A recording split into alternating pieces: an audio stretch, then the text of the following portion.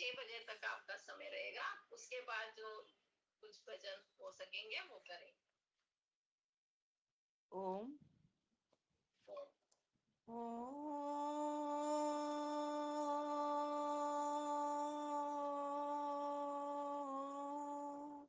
नमस्ते अस्तु आयते, नमो अस्तु परायते, नमस्ते प्राणतिष्ठत आसीनायोतते नमः। आसीनायोतते नमः। अध्यात्म पथ पत्रिका के तत्वाधान में आयोजित बहुत ही सुंदर सत्संग कार्यक्रम चल रहा है, जिसके मुख्य आयोजक इसी पत्रिका के संपादक विकासपुरी आर्य समाज के धर्माचार्य, विकासपुरी आर्य समाज दिल्ली के धर्माचार्य, प्रसिद्ध विद्वान आचार्य चंद्रशेखर शास्त्री जी तथा बहुत ही कुशल मंच संचालन कर रही हमारी बड़ी बहन आदरणीय, जो कि भजनों के लिए भी प्रसिद्ध हैं, कविता आर्या जी, एवं सभी न्यारे न्यारे प्यारे प्यारे भाइयों और बहनों, सभी को मैं वैदिक अभिवादन सादर नमस्ते कहती हूँ। स्वीकार हो। आज का हमारा विषय है मन पछताइए अवसर बीते।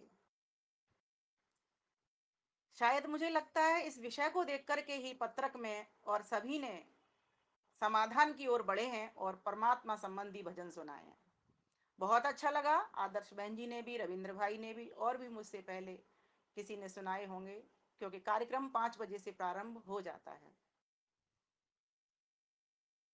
जब हम छोटे थे, कोई आज से 40 वर्ष पूर्व की बात कर रही हूँ, जब हम कोई 10-12 साल के रहे होंगे, हमारे यहाँ पर एक 40 दिन का बहुत बड़ा बृहद यज्ञ हुआ था। वार्षिकोत्सव कहें उसको या एक ओपनिंग कह सकते हैं। समाज मंदिर बना था नया और उसका जीर्णोद्धार भी किया गया था। बहुत बड़े बड़े विद्वान आए, भजनोपदेशक आए, जिनमें एक नरदेव आर्य भी आए थे। नरदेव भजनावली के नाम से उन्होंने एक भजन लिखा था। कल मेरे समक्ष उनकी पुस्तक पड़ी थी। जब कविता जी से बात हुई थी, तब वो, मैंने कहा क्या कहूँ क्या कहूँ, समझ नहीं आया। तो मैंने पुस्तक खोली, मैंने देखूं तो सही, तो मुझे लगा कि इस गीत के आधार पर यह विषय ठीक हो सकता है। तो गीत क्या था, मैं कुछ पंक्तियों से प्रारंभ करूंगी अपनी बात को। जवानी गई तो प्रभु याद आया, कीमती समय क्यों बंदे व्यर्थ गवाया, कीमती समय क्यों बंदे व्यर्थ गवाया।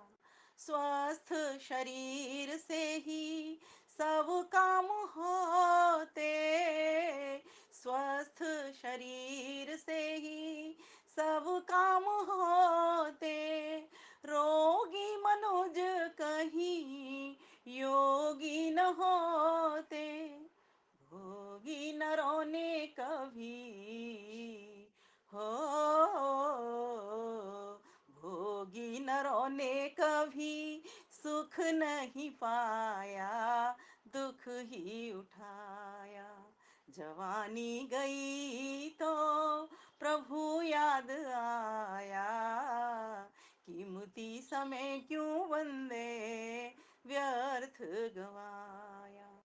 कभी लिखता है, सूखी फसल तब बरसा है पानी, सूखी फसल तब बरसा है पानी, मारेगा निशाना कैसे टूटी है कमानी, आग लगी तब हो,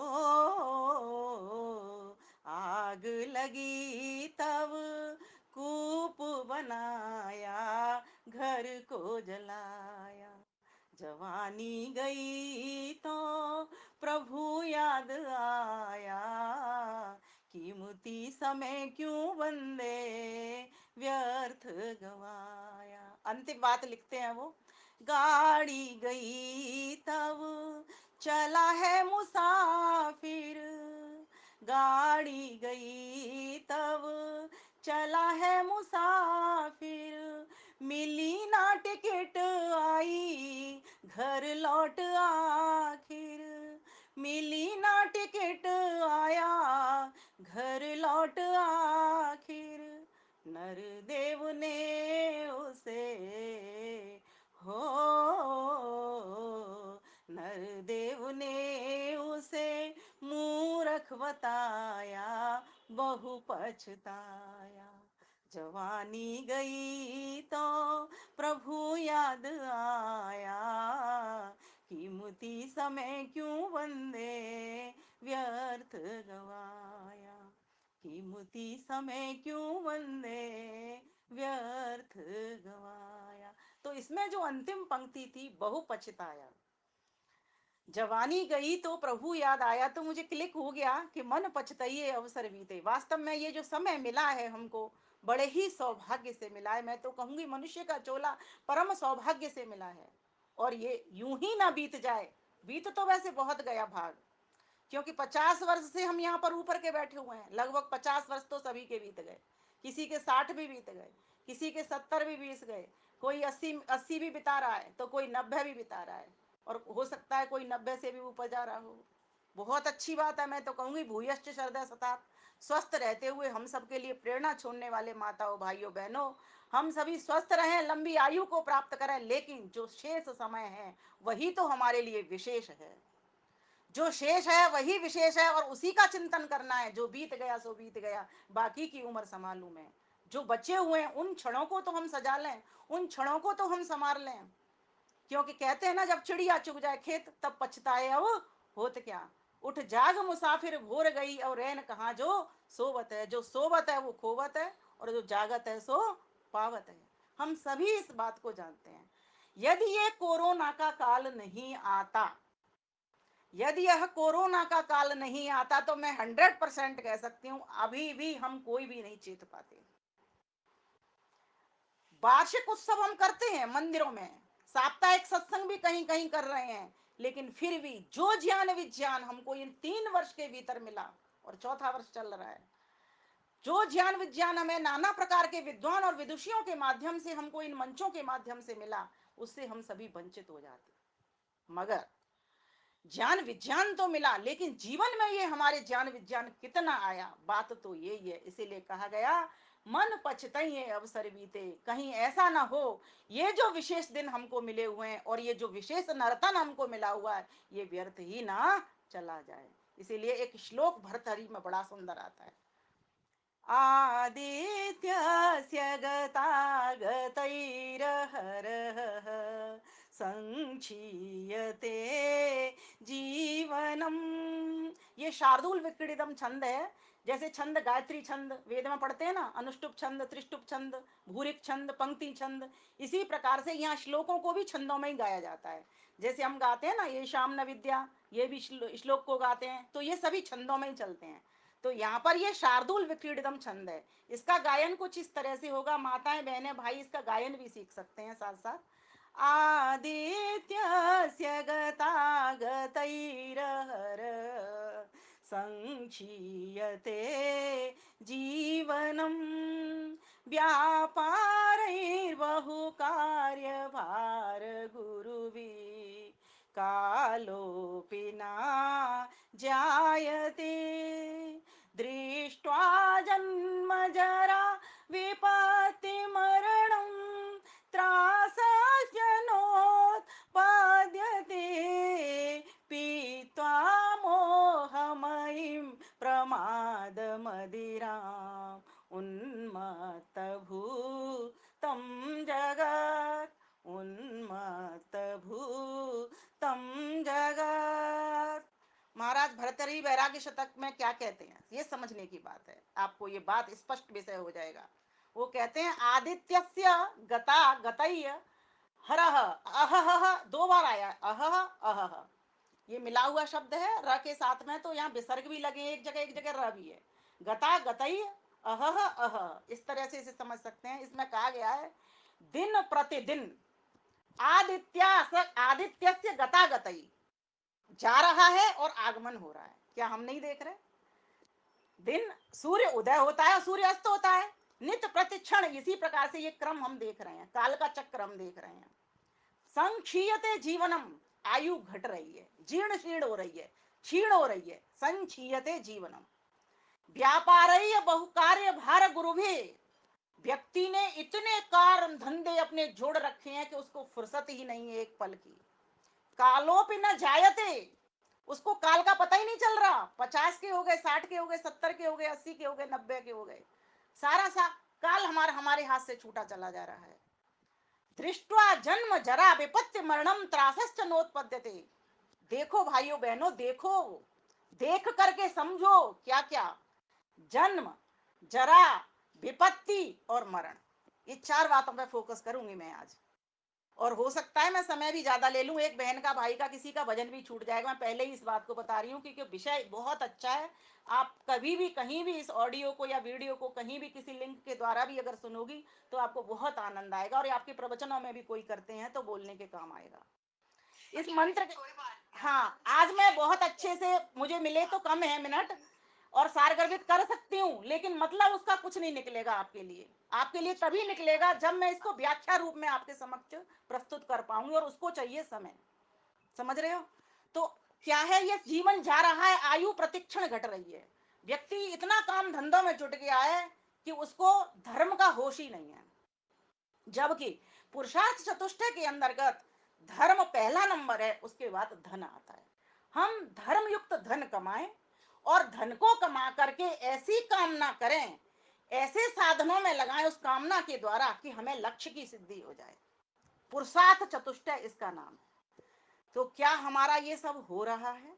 ये आत्मनिरीक्षण का, आत्म परीक्षण का विषय है, अपने आप को देखने का ये विषय है। तो कहा दृष्टवा, देख करके, जरा बुढ़ापा आ रहा है। शरीर देखो पहले सा है क्या?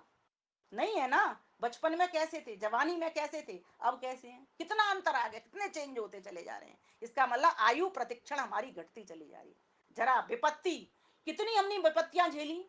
जिस पदार्थ से हम सुख लेते रहे उसी पदार्थ में हमको कभी कभी दुख भी लगता है, और कभी कभी क्या, हर पदार्थ में हर प्रकार का, हर पदार्थ के सुख में हर प्रकार का दुख मिला हुआ है, अर्थात 4 प्रकार का दुख मिला हुआ है। ये तो हमको महर्षि पतंजलि समझा देते हैं, पर आज मैं इस विषय को नहीं खोलूंगी। मेरे चैनल पर इस तरह के बहुत वीडियो हैं दर्शन से संबंधित। फिर कहा विपत्ति के बाद में मरणम, जिसका जन्म हुआ उसकी मृत्यु भी निश्चित है। ये गीता के द्वारा भी आप जानते हो और वैसे भी सामान्य अनुमान के द्वारा भी जानते हो। नित्य प्रति हम देख रहे हैं, जो आया है वो जाएगा ही जाएगा। त्रासश्च नोत्पद्यते, लेकिन प्यास किसी की आज तक बुझी नहीं, तृप्ति किसी को आज तक मिली नहीं। ये सब जा रहा है हमारा, जो कुछ कर रहे हैं, धर रहे हैं, ये सब की सब बीत रहा है, सब काल के बस के भीतर है। पीत्वा मोहमयीम प्रमाद मदिराम, व्यक्ति ने पी ली है मदिरा। और किसकी पी ली है? कैसा नशा कर लिया है? प्रमाद का, आलस्य का नशा कर लिया है। इसीलिए ये हमारे ईश्वर भक्ति में सबसे बड़ा विघ्न है। ये जो 9 विघ्नों की महर्षि पतंजलि जहां चर्चा करते हैं वहां इस विघ्न को भी लिख देते हैं, वो प्रमाद को भी। आलस्य अविरति के साथ साथ में प्रमाद भी वो लिखते हैं। स्त्यान संशय के बाद में ये जो प्रमाद आता है, इस प्रमाद अर्थात लापरवाही, कि समय बीत रहा है, हमको होश ही नहीं आ रहा, हम देख रहे हैं जाते हुए आते हुए लोगों के, लेकिन हमने अपने आप को तैयार ही नहीं किया, खड़ा ही नहीं किया। उन्मत्त भूतम जगत, और ये संसार पागलों की भांति लगा हुआ है। ये संसार के जितने भी प्राणी हैं, भूत हैं, प्राणी, भूत माने प्राणी, स्थूल और सूक्ष्म भूतों से बनने वाले जो महाभूत हम जैसे प्राणी हैं, वे सभी की सभी उन्मत्त होकर के, जैसे पागल हाथी की भांति घमंड में चूर होकर के, नशे में चूर होकर के जा रहे हैं। इसका कथानक आपको महात्मा आनंद स्वामी की पुस्तक में मिलेगा। उन्होंने लिखा है घोर घने जंगल में, वर्षों से हम प्रवचन करते आ रहे हैं, विद्वानों के मुख से भी सुन रहे हैं। उन्होंने बड़ा बढ़िया कथानक दिया है समझने के लिए, वैराग्य उठाने के लिए, बड़े काम की चीज है। मैंने जब पहली बार इस बात को, प्रसंग को देखा था तो मेरी आंखें खुली की खुली रह गईं। कैसा विद्वान, किस तरीके से कहानी का प्रेजेंटेशन किया है, किस तरह से व्यक्ति को ज्ञान विवेक वैराग्य उठाने का इसमें चित्रण है। उसमें कहा गया एक इंसान घोर घने अंधकार में भागा हुआ दौड़ा हुआ चला जा रहा है और भयभीत होकर के चल रहा है। अब अंधकार है तो भयभीत तो होगा। इसलिए मैं कहा करती हूँ, अंधेरे में ठोकर है और प्रकाश में ठाकुर है। मेरी हमेशा ये पंक्ति आप नोट करके रखिएगा।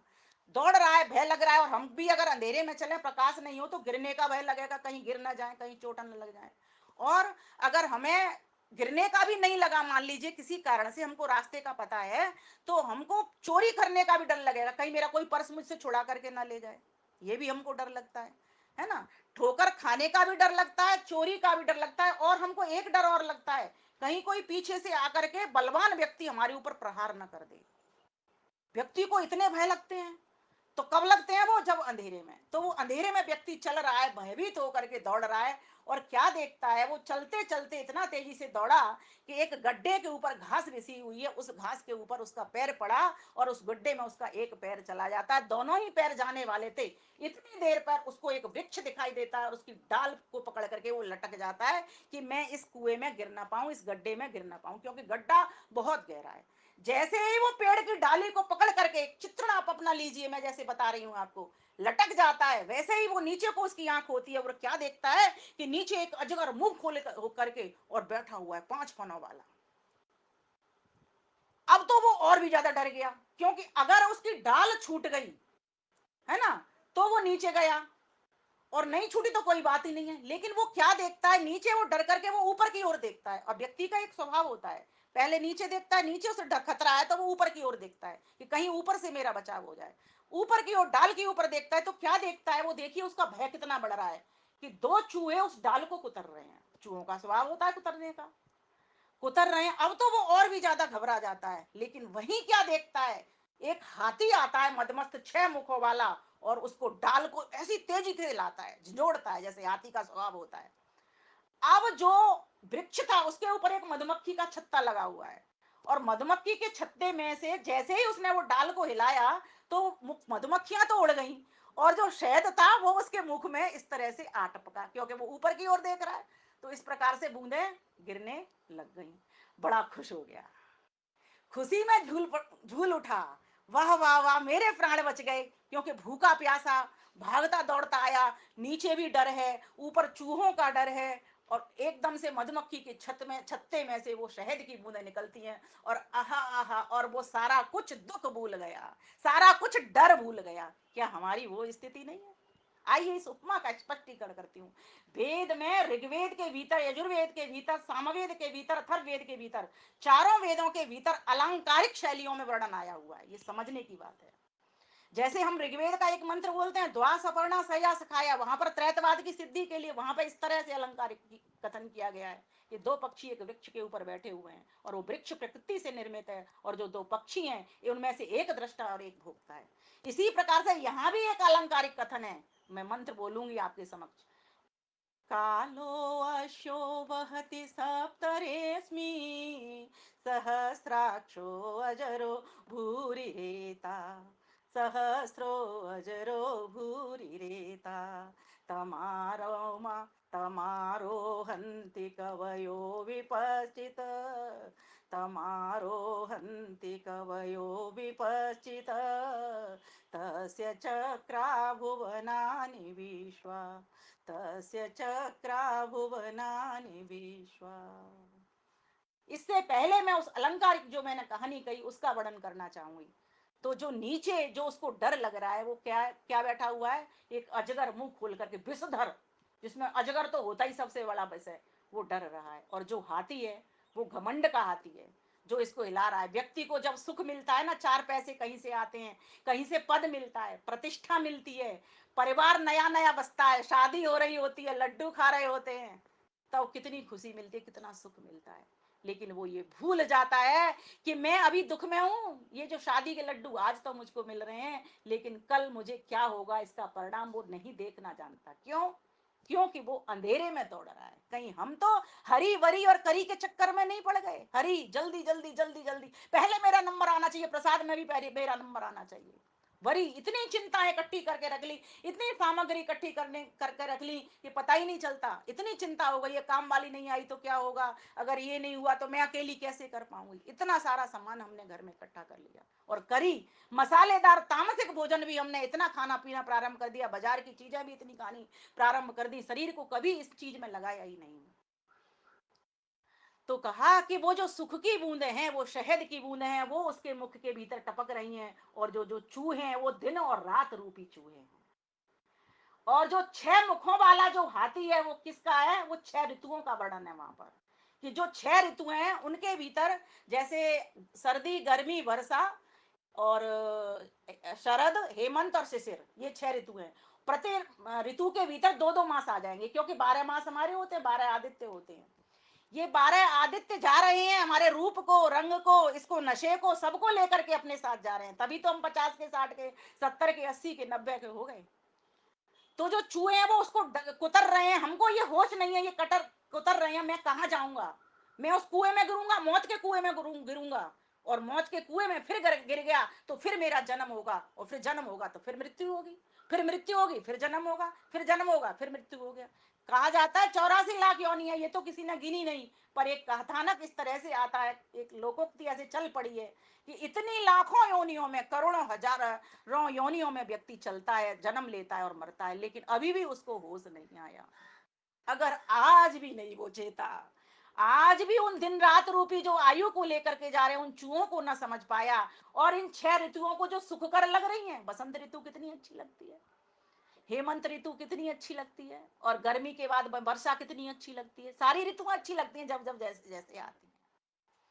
सभी हमको सुख पहुंचाने के लिए परमेश्वर ने बनाई हुई हैं, लेकिन व्यक्ति ये भूल रहा है, ऋतुओं का तो सुख ले रहा है, लेकिन ऋतुओं के काल चक्र को भूल रहा है कि ये जो आज है वो कल नहीं रहेगी। कोई ऋतु रही है क्या? सर्दी के बाद गर्मी, गर्मी के बाद वर्षा, वर्षा के बाद शरद, शरद के बाद हेमंत, हेमंत के बाद शिशिर, फिर वही काल चक्र चलता आ रहा है। क्या कोई रहा है? तो कोई नहीं रहा। तो इसलिए इस कहानी के भीतर समझाया गया है कि हे जीव, तू अंधेरे में मत चल।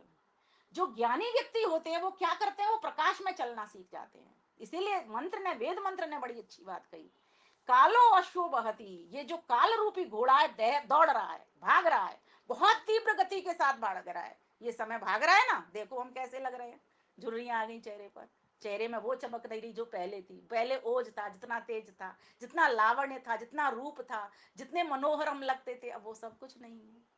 ये काल का घोड़ा दौड़ रहा है, ये आपको साथ साथ ले, कैसे दौड़ता है, ये बहुत बलवान है, इसको कमजोर मत समझना। ये अजर है, इसको बुढ़ापा आता नहीं है। काल को कभी बुढ़ापा आता है क्या? बुढ़ापा आता तो मर जाता, लेकिन काल मरते हुए दिखता है क्या? काल मरते हुए नहीं दिखता। ये काल तो नित्य है। वैशेषिक दर्शन में 6 पदार्थ अनादि प्रकार से कहे गए हैं जो नित्य हैं, वो इनमें से एक काल भी है। आकाश के साथ साथ आकाश, दिशा, काल, और 3 त्रैतवाद के वो ईश्वर, जीव, प्रकृति, ये 6 पदार्थ बताए गए हैं, अनादि है ये 6 पदार्थ। तो इसको अजर कहा गया। ये वेद खुद सिद्धि कर रहा है। अथर्ववेद के 19वें कांड का 51वें सूक्त का ये कौन सा मंत्र है? प्रथम मंत्र है शायद, आप देख लेंगे। 19वां कांड है, 57वां सूक्त है, और मंत्र संख्या आप देख लेंगे, मिल जाएगा आपको।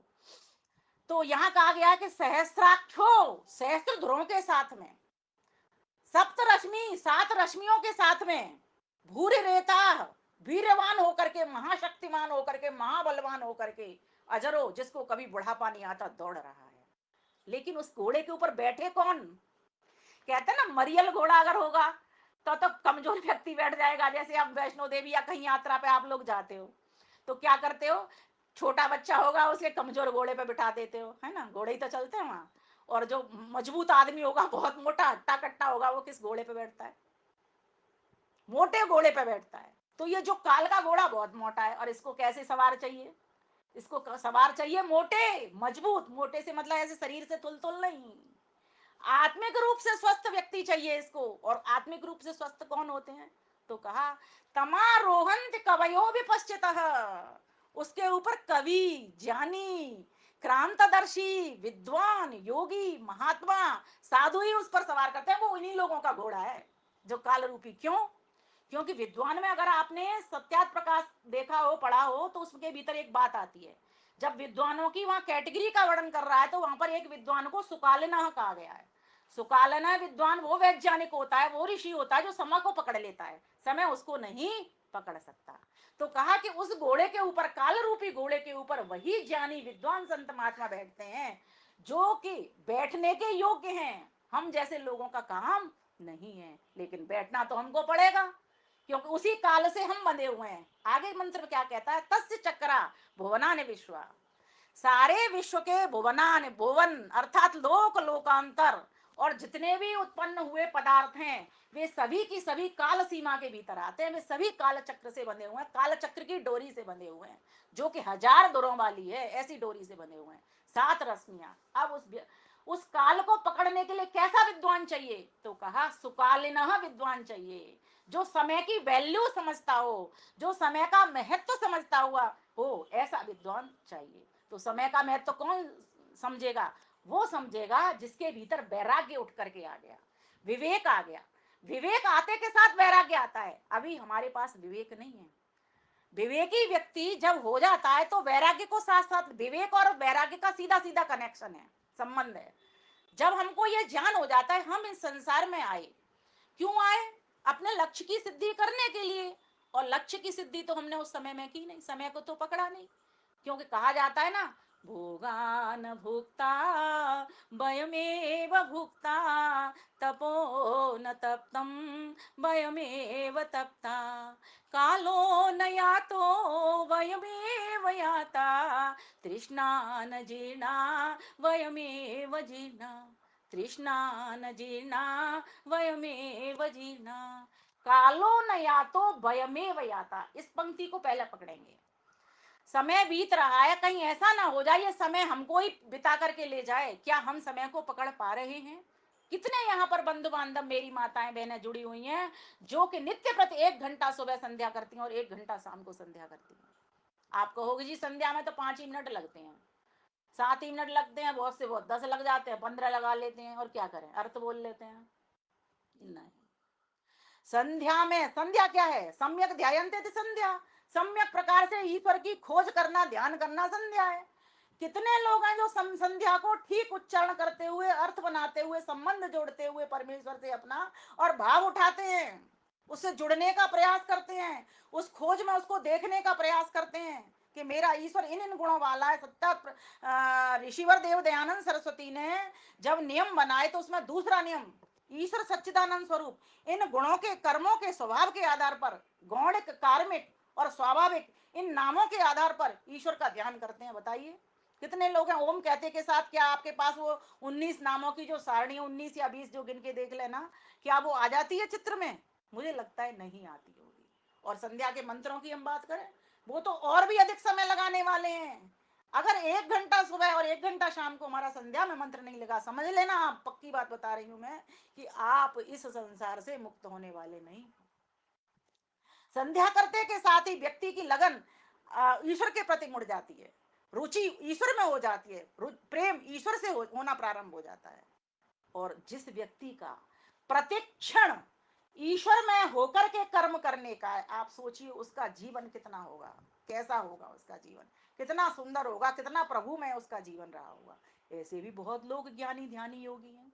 तो हमें कालरूपी घोड़े को पकड़ने के लिए इस मंत्र को और इस श्लोक को, दोनों को समझना पड़ेगा कि ये मंत्र श्लोक हमें दोनों की दोनों बता रहे हैं कि आयु हमारी घट रही है, ये हमारा शरीर सदा रहने वाला नहीं है, आत्मा से मैं अजर अमर हूँ, मेरा कुछ बिगड़ने वाला नहीं है, मैं परमात्मा को अपने को प्राप्त करने के लिए आया हूँ। मैं एक दिनचर्या अपने समय सारणी बनाऊंगा, उस समय में अपने समय काम को करूंगा। जो व्यक्ति अपने समय का पालन करते हैं, समय को पकड़ने का प्रयास करते हैं, समय को अपने से आगे नहीं जाने देते हैं, समय में सब लोगों को बढ़ाने का काम करते हैं, वे ही सुकालिन बन करके इस काल रूपी घोड़े पे बैठ करके सुखद यात्रा कर पाते हैं।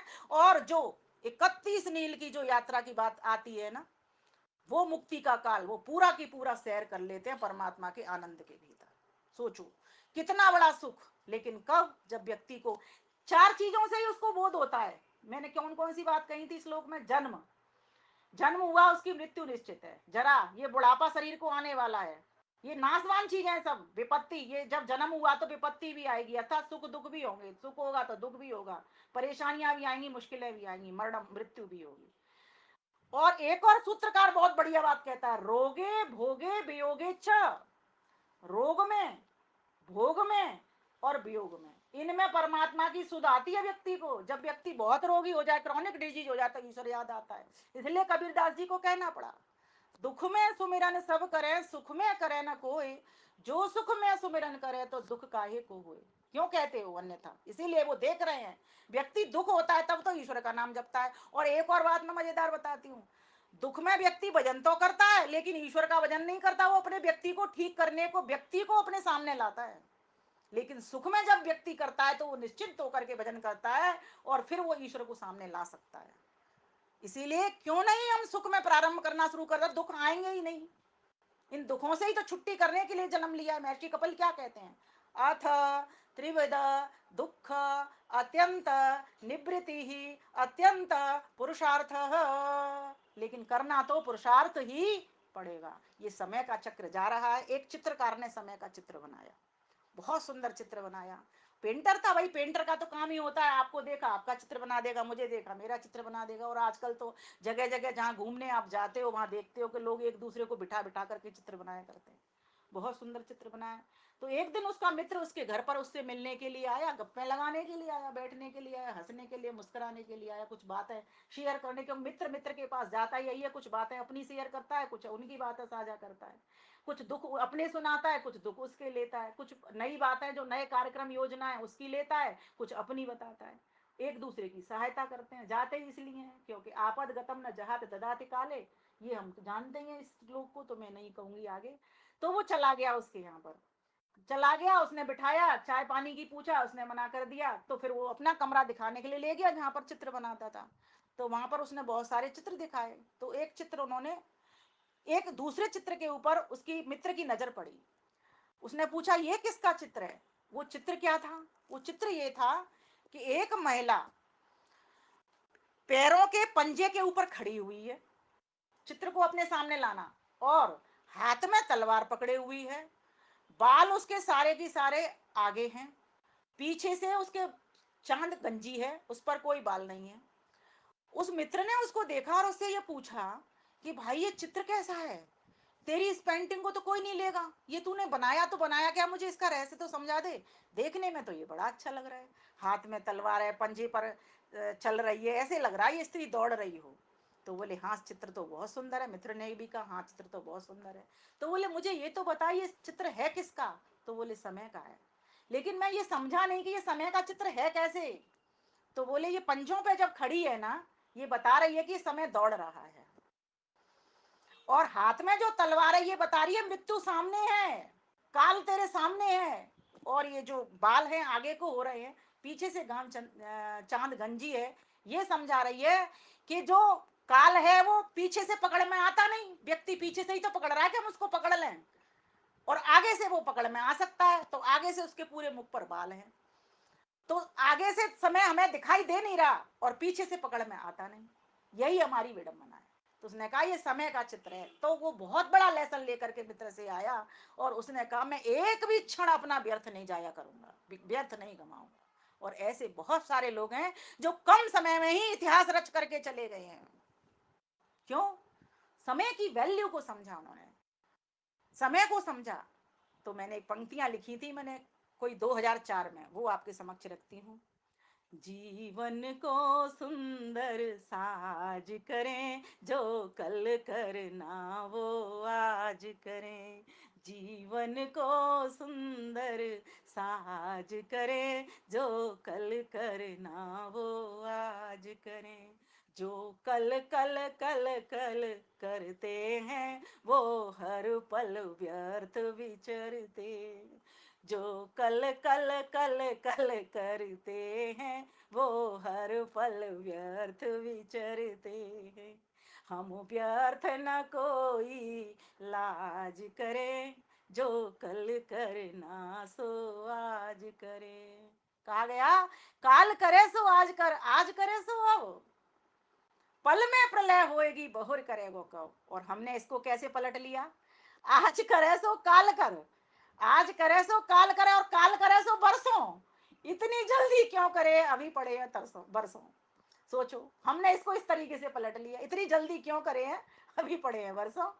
लेकिन नहीं, लेकिन देखिए कवि क्या कहता है, ये कविता मेरी लिखी हुई है।